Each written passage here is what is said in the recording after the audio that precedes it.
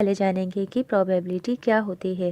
ध्यान से समझेंगे कि प्रोबेबिलिटी हमारी किसी भी सिचुएशन या फिर किसी भी इवेंट के होने के कितने चांसेस हैं, उसे ही हम अपना प्रोबेबिलिटी कहते हैं। यानी कि किसी भी सिचुएशन और इवेंट को मैथमेटिकली कैलकुलेट करके रिजल्ट फाइंड जो होता है हमारा, वही हमारी प्रोबेबिलिटी होती है।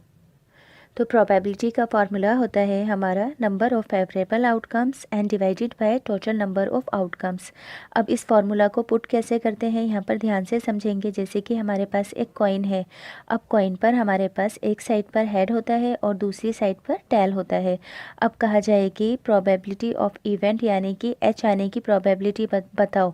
पी और ब्रैकेट में ई को क्या पढ़ते हैं हम, अपना प्रोबेबिलिटी ऑफ इवेंट। तो यहाँ पर हमसे कहा जाए कि हेड आने की प्रोबेबिलिटी निकालो। तो हेड आने की प्रोबेबिलिटी निकालने के लिए ई की जगह पर पहले लिखेंगे हम अपना एच। अब टोटल नंबर ऑफ़ आउटकम्स क्या होता है, यानी कि इस हेड के अंदर हमारे पास दो चीज़ें होने के चांसेस हैं, यानी कि दो सिचुएशंस हैं। एक तो हेड है और दूसरी टेल है। तो पहले टोटल नंबर ऑफ़ आउटकम्स कितने हो गए, 2।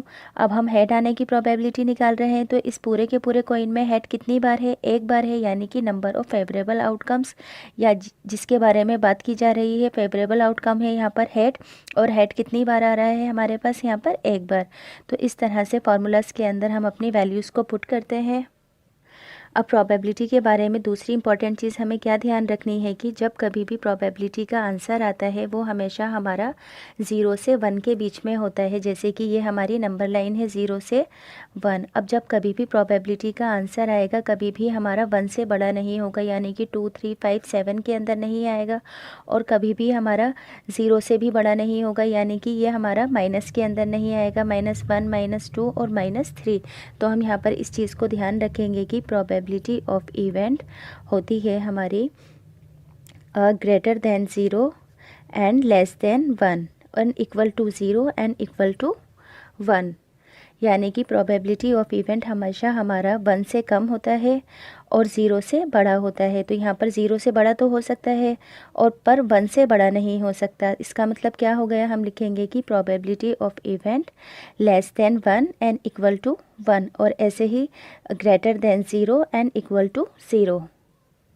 अब जब कभी भी हमारी किसी भी प्रोबेबिलिटी का आंसर 1 आता है तो हम उसे क्या बोलते हैं, हमेशा श्योर इवेंट या फिर सर्टेन इवेंट भी कह सकते हैं। और कभी भी किसी प्रोबेबिलिटी का आंसर हमारा 0 आए तो हम उसको क्या बोलते हैं, इम्पॉसिबल इवेंट।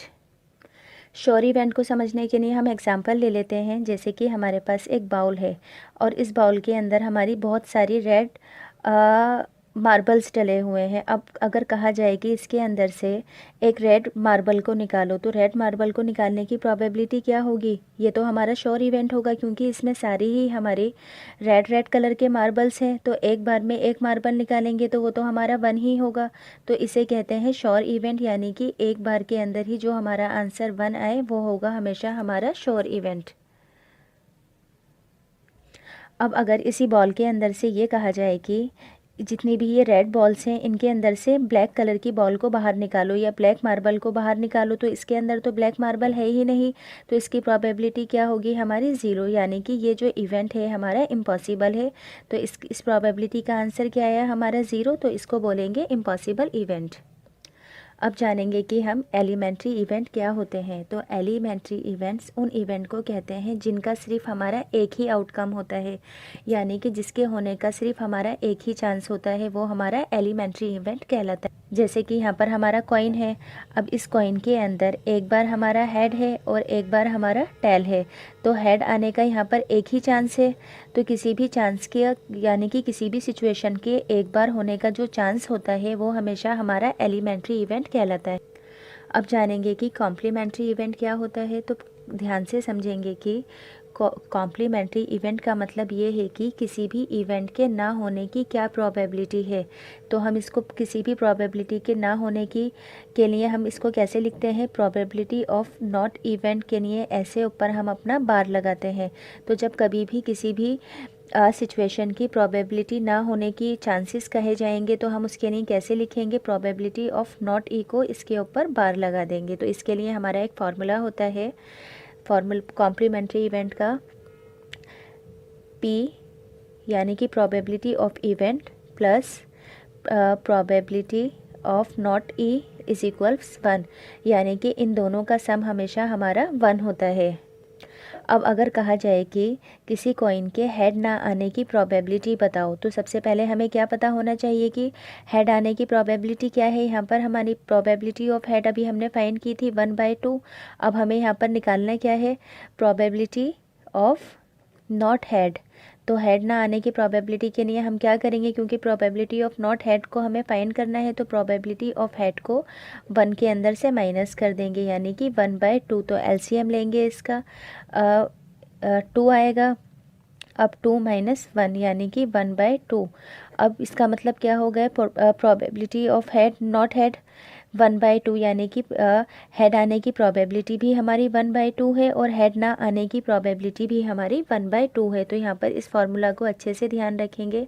ये हमारा सेकंड फार्मूला है और ये हमारा फर्स्ट फार्मूला था प्रोबेबिलिटी को फाइंड करने का। अब हम जानेंगे कि इक्वली लाइकली आउटकम क्या होता है। इक्वली लाइकली आउटकम उसे कहते हैं, आउटकम क्या होता है, हमारा किसी भी सिचुएशन का जो भी हमारा एक्सपेरिमेंट होता है वही हमारा आउटकम होता है। अब यहाँ पर इक्वली लाइकली आउटकम का मतलब ध्यान से समझेंगे। जैसे कि अगर हम कोई एक्सपेरिमेंट कर रहे हैं और किसी भी इवेंट के होने के बराबर चांसेस होंगे तो वो हमारा इक्वली लाइकली आउटकम होगा। अब जैसे कि हमारे पास एक बॉक्स है, अब इस बॉक्स के अंदर हमारे पास कई टाइप्स के बॉल्स हैं। एक है हमारा रेड, एक है वाइट, एक है ब्लू और एक है हमारा ग्रीन और एक है हमारा पिंक। तो अगर हम आंखें बंद करके किसी भी एक बॉल को बिना देखे निकालेंगे तो ये क्या होगा, हमारा इक्वली लाइकली आउटकम होगा। ऐसा क्यों होगा, क्योंकि यहाँ पर हम इस बॉल को बिना देखे निकाल रहे हैं, यानी कि जो हमारी प्रोबेबिलिटी आर की है वही प्रोबेबिलिटी हमारी डब्ल्यू की होगी। अगर हम आंखें बंद करके अगली बार भी निकालेंगे तो टोटल बॉल्स है यहाँ पर हमारी 1 और रेड बॉल है हमारी 1। तो पहली बार में रेड बॉल की प्रोबेबिलिटी क्या है, ये हमारी 1/5। अब दूसरी बार के अंदर भी अगर हम आंखें बंद करके निकालते हैं किसी भी बॉल को, तो इस चीज़ को निकालने के लिए वाइट बॉल की भी प्रोबेबिलिटी क्या होगी, हमारी इक्वल होगी, यानी कि टोटल है हमारी 5 और वाइट बॉल है 1, यानी कि सभी इवेंट को बराबर के चांसेस मिलना ही हमारा इक्वली लाइकली आउटकम होता है।